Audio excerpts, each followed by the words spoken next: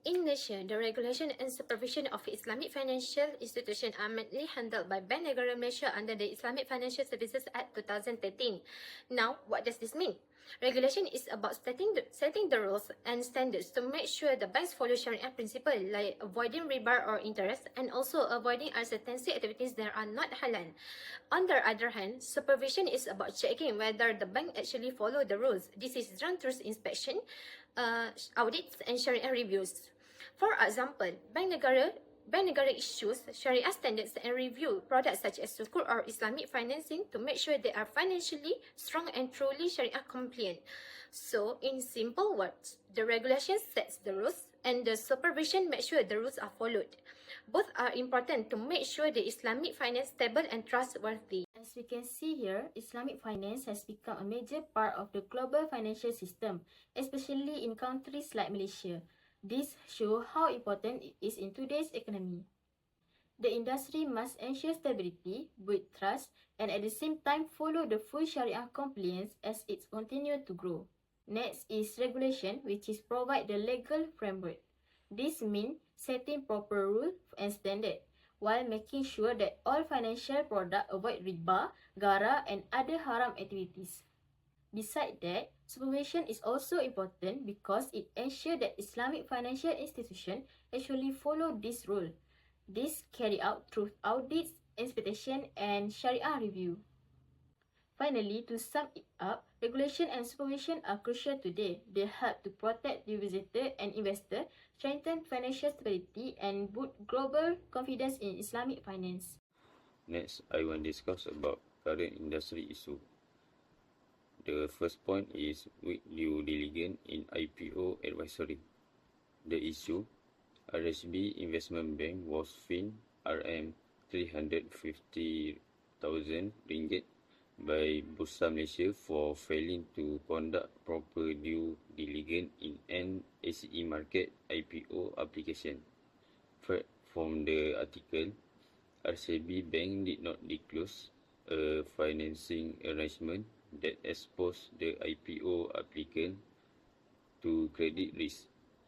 One of the applicant major suppliers had already been wound up, yet this was omitted in the draft prospectus. Implication: investor may lose confidence in IPOs if advisor fail to properly vet companies, which could hurt overall market integrity and capital raising activities. RHB received Bank Risk Manager of the Year award in 2024. A significant governance and risk management recognition came in September 2024 when RHB Banking Group won the Bank Risk Manager of the Year in Asia Risk Award 2024. The accolade was granted for innovative use of data analytic tools, specifically a risk culture dashboard developed with Microsoft Power BI. This dashboard enhanced visibility into loss incidents by categorizing them by causal factors such as people, processes, system, external event, and business segment. It was fully deployed across the wholesale banking group by Q2 2024. Aiming to drive stronger risk awareness and behavior. Next, analysis based on Islamic financial principles. First, transparency and integrity.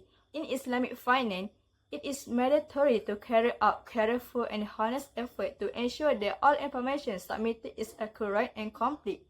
This is because it is part of the trust and responsibility to prevent fraud and injustice. Second, avoiding gara and mindset. Islam prohibits excessive uncertainty, gara, and speculation mindset. By failing to disclose the credit risk and information of liquidate supplier, IPO become non-transparent and risky and also contrary to Sharia principle. Last, ethical and Sharia risk management. The achievement of risk management by RHB through the use of modern technology help to express the principle of Maqasid al-Sharia, which is to protect property and avoid loss to investors and the community. Thank you. Implication of Sharia, ethics and governance. Firstly, in terms of Sharia implication, dishonesty and lack of transparency can lead to non-compliance and loss of trust among Muslim investors. Next, from the ethics implication, providing false or partial information violates the responsibility to uphold justice and fairness. This is not only harms investor but also damage the reputation and credibility of the institution. Lastly, in terms of governance implication, weak internal control and poor risk management expose the institution to legal risk and penalties. But awards in risk management show stronger risk culture and responsible practices. Now, I'll be presenting the solution and improvement that can be implemented. First, strengthening due diligence procedure is crucial, especially by ensuring full disclosure of risk and compliance with Sharia aspect. These help maintain transparency and protect stakeholder trust. Second, ongoing training and awareness for staff are important too. By equipping employees with the right knowledge, they will better understand ethical responsibilities, fiduciary duties, and the importance of transparency in all processes. Third, the use of analytics technology and risk dashboard can provide real-time, holistic monitoring of potential risks. This allows for faster decision-making and more proactive risk management. Next, establishing a comprehensive risk governance framework aligned with both Sharia and legal standards ensure that all practices are well-structured and accountable. Finally, it is essential to provide immediate reports and disclosure to regulators, such as Bursa Malaysia, whenever there are material changes. For engagement element, our group has used external sources by referring to the official article from RHB Group, which discussed a good corporate governance practice within their organization. This article provides a clear overview of the Board of Directors' strong commitment to governance to protect the interests of shareholders and all other stakeholders by promoting the highest standard of integrity, transparency, and accountability. In addition, the Board of Directors strive to ensure the integrity and professional conduct of the group are beyond reproach. From our research, we learned several key elements of good governance at RHB. Firstly, the Board of Directors show a strong commitment to integrity and accountability in protecting the interests of shareholders and stakeholders. Secondly, RHB has a comprehensive governance framework, including important documents such as the board charter and the role of the committees like audit and nominating committees. Thirdly, from the Islamic finance perspective, Sharia compliance is also effective. This ensures that all activity avoid usuri and any unlawful element while being guided by a Sharia advisory committees. It's because Sharia advisory committees ensure ongoing compliance with Islamic principles. Lastly, reporting and sustainability highlight how RHB integrate ESG principles through KPI reporting and long-term strategy under their sustainability roadmap. In short, this practice strengthens transparency and fairness.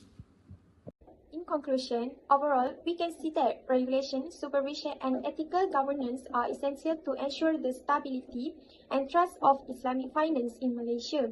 Issues like weak due diligence in IPO show the risk of poor transparency, while RHB recognition for strong risk management demonstrate progress in governance practice.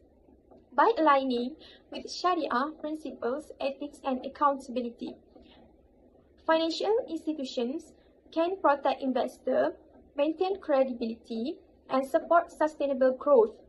Finally, personal financial planning is emphasized as a continuous process that helps individuals adapt to life change, reduce stress, and achieve long-term financial security. In conclusion, that wraps up our presentation. We hope our sharing has provided useful insight and a better understanding of the topic. Thank you for your attention.